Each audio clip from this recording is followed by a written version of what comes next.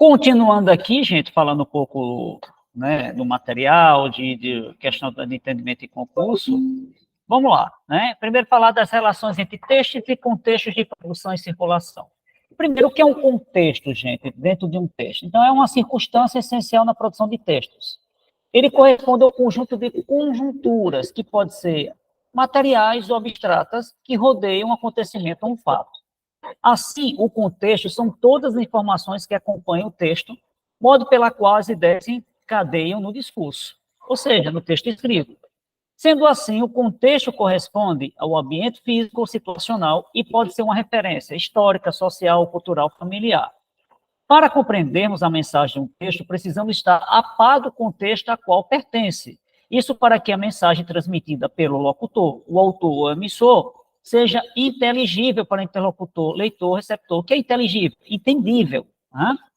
Nesse sentido, uma piada pode não fazer sentido quando, por exemplo, está contextualizada numa determinada cultura, a qual não faz parte do repertório, ou do seu repertório interpretativo.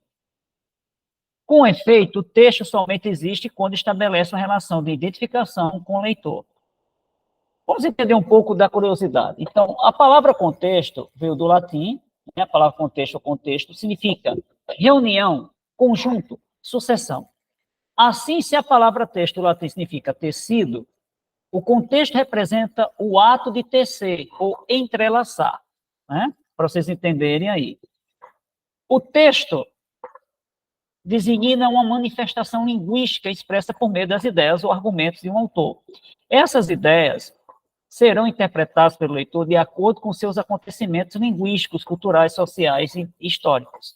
Dessa maneira, fica claro que o sentido atribuído ao texto são muitos, pois varia de acordo com a situação comunicativa a qual está inserida, ou seja, cada indivíduo atribui sentidos diferentes aos textos de acordo com situações comunicativas distintas.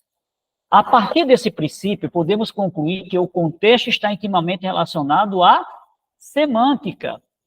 Vamos entender. Ou seja, o sentido de determinada situação comunicativa. Ela possibilita, condiciona ou determina a produção e recepção de um texto, entendido como uma unidade linguística concreta. Os tipos de contexto. De acordo com a sua natureza, o contexto é classificado em contexto linguístico, parte da pragmática que estuda a produção dos enunciados linguísticos que afetam a interpretação e o significado das mensagens, de forma que depende das ocasiões de sentido. Em outros termos, o contexto linguístico se encarrega das propriedades linguísticas que acompanham uma palavra, expressão ou enunciado. E temos o contexto extralinguístico, são as informações que estão além do texto. Logo no início aqui do preparatório, gente, eu já falei um pouquinho disso em compreensão e interpretação de texto, tá? Que eu vou voltar um pouquinho ainda, né, no próximo vídeo. São informações que estão além do texto, ou seja, englobam as circunstâncias imediatas que envolvem uma situação linguística e são primordiais para o entendimento do texto, classificados em contexto histórico, cultural e social. Tá? E uma outra coisa, gente, que cai muito em prova são os textos verbais e multissemióticos. Vamos entender o que é isso. Os textos multissemióticos são textos que apresentam muitos elementos, como imagens, ícones e desenhos em sua constituição, ou seja, são constituídos de várias linguagens, ou modos e semioses. Em geral, esses textos informam por meio de recursos visuais, além do texto verbal. Desse modo, eles podem aprender a linguagem verbal, visual, digital, sonora, entre outras. Vamos explorar alguns exemplos de textos multissemióticos que você pode encontrar no seu cotidiano e em provas de concurso, claro. Um exemplo é o mapa mental, que consiste em um diagrama com palavras-chave, desenhos e linhas que conectam as ideias. Ele ajuda a organizar e visualizar informações de forma clara e rápida. Imagine que você precisa estudar sobre os animais. Com o mapa mental, você pode criar ramificações com os diferentes tipos de animais, como mamíferos, aves, répteis, e relacionar características e exemplos em cada ramo.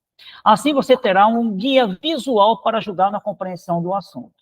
Outro exemplo são os infográficos, que são representações visuais de dados estatísticos ou processos. Considere uma pesquisa sobre alimentação saudável. O infográfico pode apresentar de forma clara e atrativa os diferentes grupos de alimentos, suas propriedades e benefícios para o corpo. com imagens, gráficos, informações concisas, fica mais fácil entender como montar uma dieta equilibrada.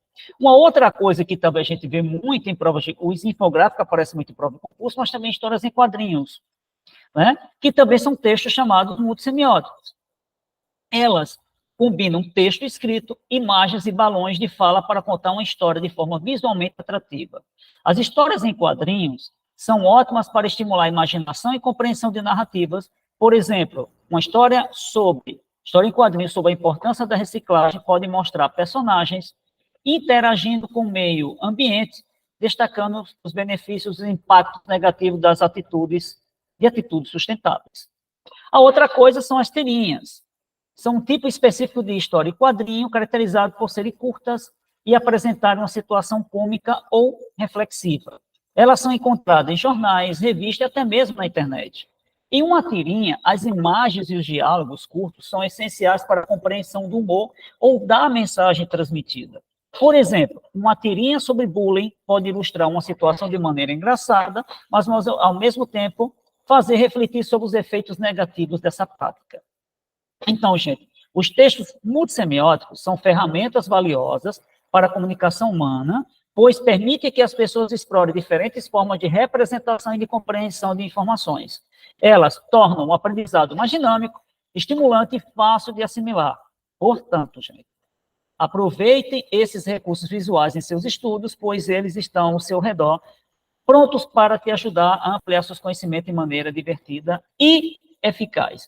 Então, gente, só para falar um pouco disso aqui, acontece muito em prova de concurso cair os textos multissemióticos. Então, é preciso entender o sentido, o valor semântico do que nós estamos discutindo, qual é o contexto, qual é a situação, né? E, a partir daí, responder com mais clareza, com mais propriedade ao texto e a questão que está sendo pedida, tá?